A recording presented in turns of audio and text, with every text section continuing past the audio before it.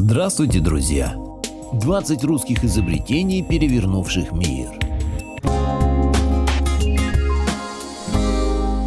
Благодарю всех, кто подписался на мой канал и смотрит мои видео. Ссылка на статью в описании. Автор статьи Анастасия Черешнева. Хотите узнать про 20 русских изобретений, без которых нельзя представить современный мир? Когда русский ум совершил открытие, повлиявшее на будущее? Тогда посмотрите это видео, возможно, что о некоторых изобретениях вы слышали. Радио, телевидение, первый искусственный спутник, цветная фотография и многое другое вписано в историю русских изобретений. Эти открытия положили начало феноменальному развитию самых разных сфер в области науки и техники. Разумеется, некоторые из этих историй знает каждый, ведь порой они становятся чуть ли не знаменитее самих изобретений, тогда как другие так и остаются в тени своих громких соседей. Электромобиль. Современный мир сложно представить без машин. Конечно, к изобретению этого транспорта приложил руку не один ум, а к усовершенствованию машины и доведению ее до сегодняшнего состояния количество участников увеличивается в разы, географически собирая воедино весь мир. Но отдельно мы отметим Ипполита Владимировича Романова, так как ему принадлежит изобретение первого в мире электромобиля. В 1899 году в Санкт-Петербурге инженер представил четырехколесный экипаж, рассчитанный на перевозку 2 пассажиров. Среди особенностей этого изобретения можно отметить то, что диаметр передних колес значительно превышал диаметр задних. Максимальная скорость равнялась 39 км в час. Но очень сложная система подзарядки позволяла пройти на этой скорости только 60 км. Этот электромобиль стал праотцом известного нам троллейбуса. Монорельс. И сегодня монорельсовые дороги производят футуристическое впечатление, поэтому можно представить, насколько невероятной по меркам 1820 года была дорога на столбах, изобретенная Элмановым Иваном Кирилловичем. Запряженная лошадьми вагонетка двигалась по брусу, который был установлен на небольшие опоры. К огромному сожалению Эльманова не нашелся меценат, заинтересовавшийся изобретением, из-за чего ему пришлось оставить идею. И только спустя 70 лет монорельсовая дорога была построена в Гатчине, Петербургская губерния. Электродвигатель. Борис Семенович Якоби, архитектор по образованию, в возрасте 33 лет, будучи в Кенигсбурге, увлекся физикой заряженных частиц. И в 1834 году он делает открытие – электродвигатель, работающий по принципу вращения рабочего вала. Мгновенно Якоби становится знаменитым в ученых кругах, и среди многих приглашений на дальнейшее обучение и развитие он выбирает Петербургский университет. Так, вместе с академиком Эмилием Христиановичем Ленцем он продолжил работу над электродвигателем, создав еще 2 варианта. Первый был предназначен для лодки и вращал гребные колеса. С помощью этого двигателя судно легко держалось на плаву, двигаясь даже против течения реки Невы. А второй электродвигатель был прообразом современного трамвая и катил по рельсам человека в тележке. Среди изобретений Якоби можно отметить также гальванопластику – процесс, который позволяет создавать идеальные копии исходного препарата. Это открытие повсеместно применялось для украшения интерьеров, домов и многого другого. Среди заслуг ученого также числится создание подземных и подводных кабелей. Борис Якоби стал автором около десятка конструкций телеграфных аппаратов, а в 1850 году изобрел первый в мире буквопечатающий телеграфный аппарат, который работал по принципу синхронного движения. Это устройство было признано одним из крупнейших достижений электротехники середины XIX века. Цветная фотография. Если раньше все происходящее стремилось попасть на бумагу, то теперь вся жизнь направлена на получение фотографии. Поэтому без этого изобретения, ставшего частью маленькой, но насыщенной историей фотографии, мы бы не увидели такой реальности. Сергей Михайлович Прокудин-Горский разработал особую фотокамеру и представил свое детище миру в 1902 году. Эта камера была способна делать 3 снимка одного и того же изображения, каждый из которых пропускался сквозь 3 совершенно разных световых фильтра – красный, зеленый и синий. А патент, полученный изобретателем в 1905 году, можно без преувеличения считать началом эры цветной фотографии в России. Это изобретение становится намного качественнее наработок зарубежных химиков, что является важным фактом ввиду массового интереса к фотографии по всему миру. Велосипед. Принято считать, что все сведения об изобретении велосипеда до 1817 года сомнительны. В это время входит и история Ефима Михеевича Артамонова. Уральский крепостной изобретатель совершил первый велопробег примерно в 1800 году из Уральского рабочего Тагильского заводского поселка в Москву. Расстояние составило около 2000 верст. За свое изобретение Ефиму была дарована свобода от крепостной зависимости. Но эта история так и остается легендой, тогда как патент немецкого профессора барона Карл фон Дресс от 1818 года является историческим фактом. Вероятнее всего, немецкий барон всего лишь скопировал изобретение Ефима Артамонова. Телеграф. Человечество всегда искало способы максимальной быстрой передачи информации от одного источника к другому. Огонь, дым от костра, различные комбинации звуковых сигналов помогали людям передавать сигналы бедствия и другие чрезвычайные сообщения. Развитие этого процесса бесспорно одна из важнейших задач, стоящих перед миром. Первый электромагнитный телеграф создал российский ученый Павел Львович Шиллинг в 1832 году, представив его в своей квартире. Он придумал определенную комбинацию символов, каждая из которых соответствовала букве алфавита. Эта комбинация проявлялась на аппарате черными или белыми кружками. Лампа накаливания. Если произносится лампа накаливания, то сразу в голове звучит фамилия Эдисона. Да, это изобретение не менее знаменито, чем имя его изобретателя. Однако сравнительно небольшое количество людей знает, что Эдисон не изобрел лампу, а только усовершенствовал ее, своровав идею у русских. Александр Николаевич Ладыгин, будучи членом Русского технического общества, в 1870 году предложил применять в лампах нити накаливания из вольфрама, закручивая их в спираль. Безусловно, история изобретения лампы не является результатом труда одного ученого, скорее это череда последовательных открытий, которые витали в воздухе и были необходимы миру. Но именно вклад Александра Ладыгина стал особенно великим. Радиоприемник. Вопрос о том, кто же является изобретателем радио, является спорным. Почти в каждой стране есть свой ученый, которому приписывается создание этого прибора.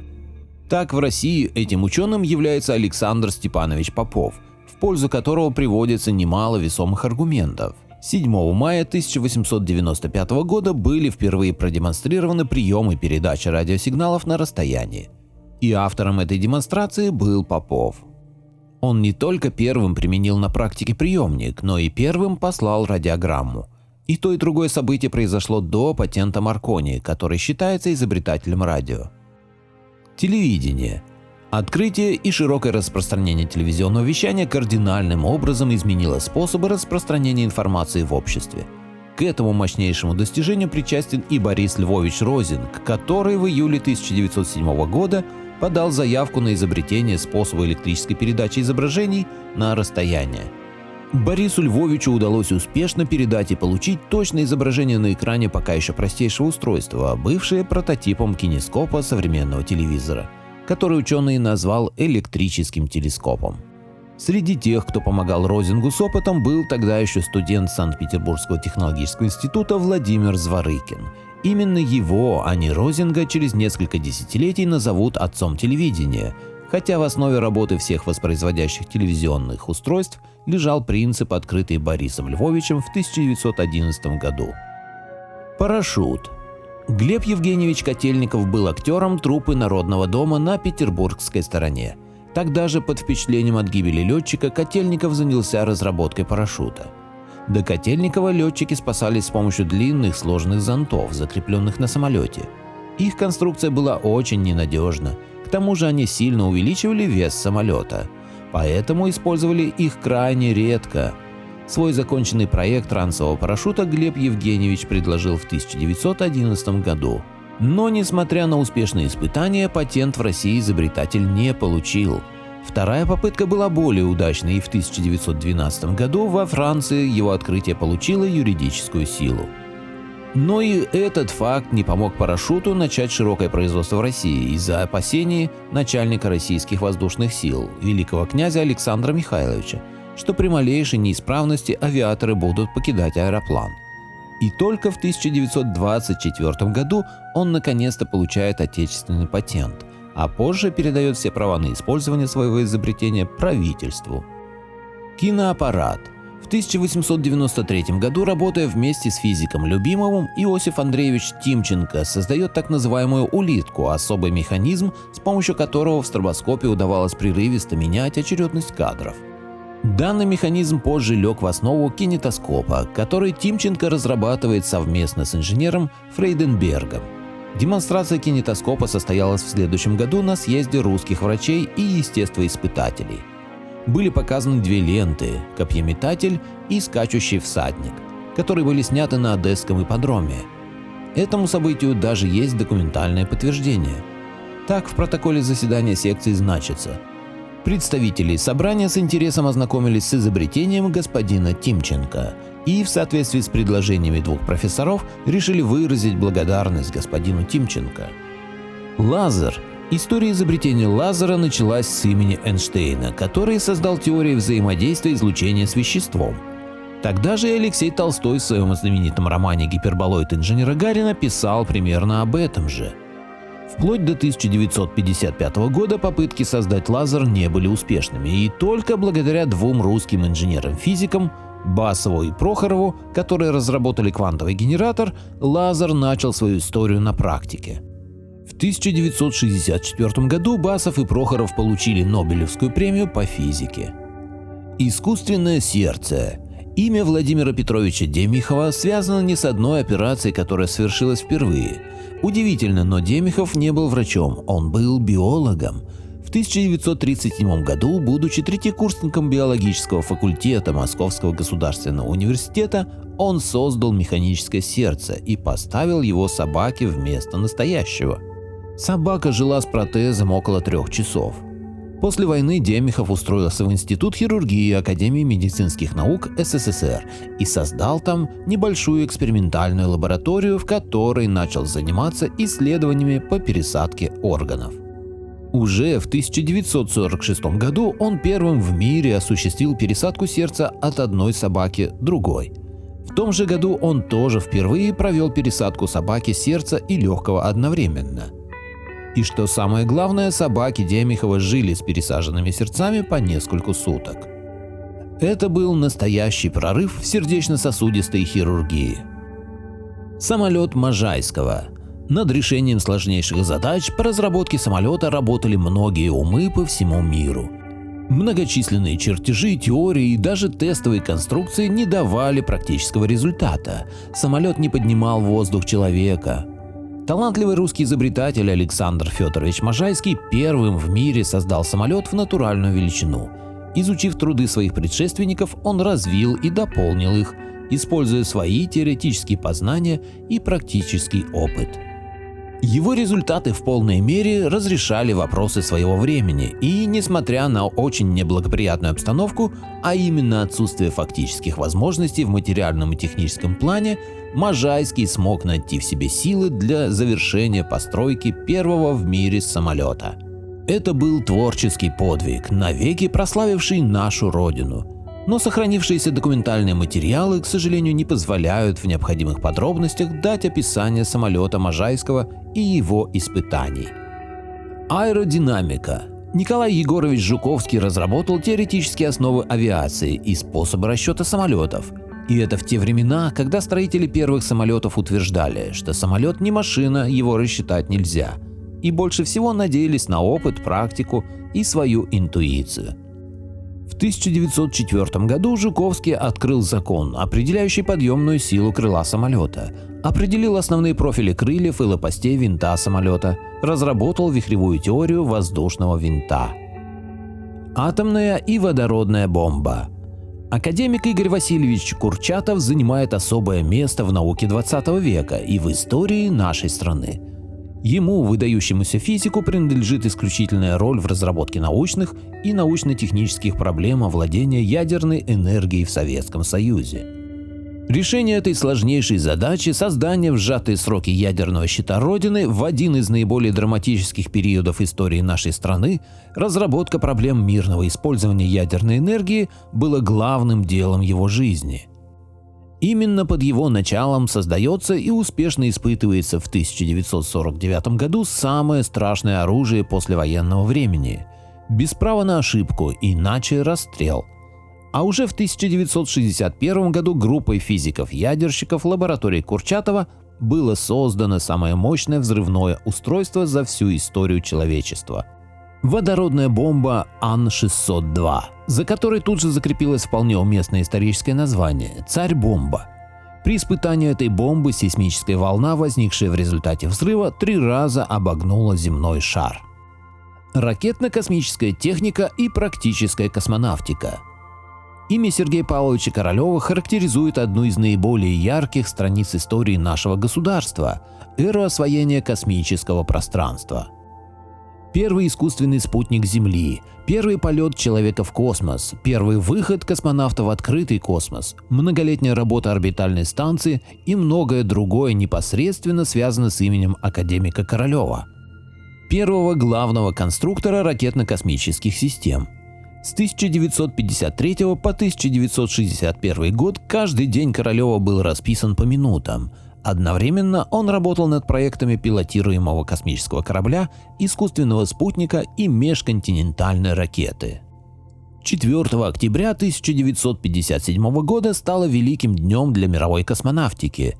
После этого спутник еще долгих 30 лет пролетал через советскую поп-культуру и даже прописался в Оксфордском словаре как спутник. Ну а о том, что произошло 12 апреля 1961 года, достаточно сказать «человек в космосе», ведь почти каждый наш соотечественник знает, о чем идет речь. Вертолеты серии Ми.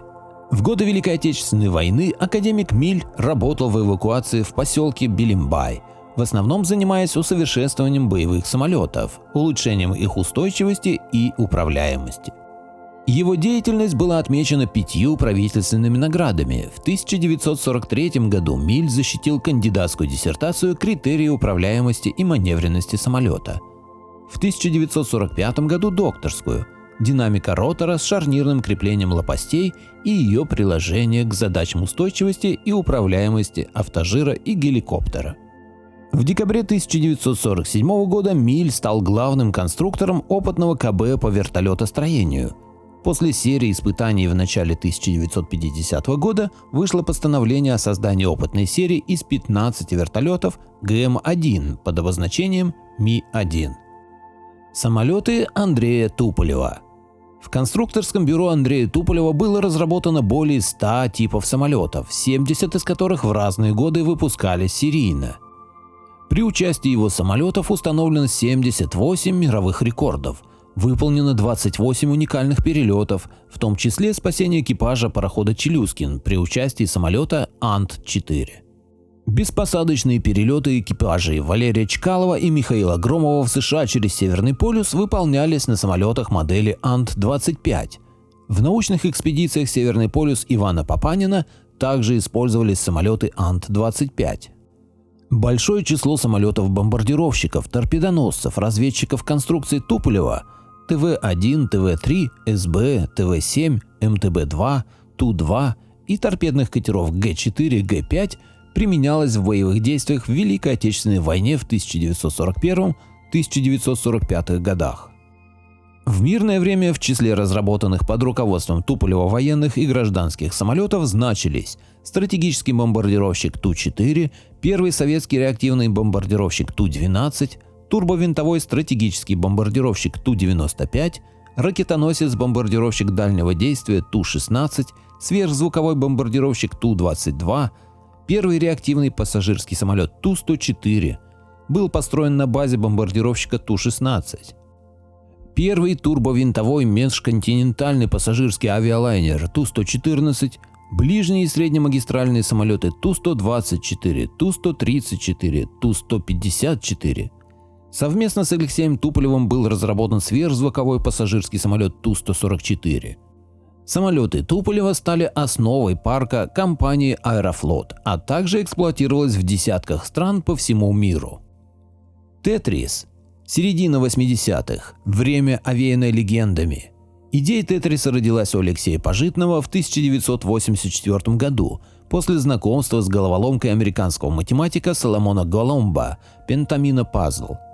Суть этой головоломки была довольно проста и до боли знакома любому современнику.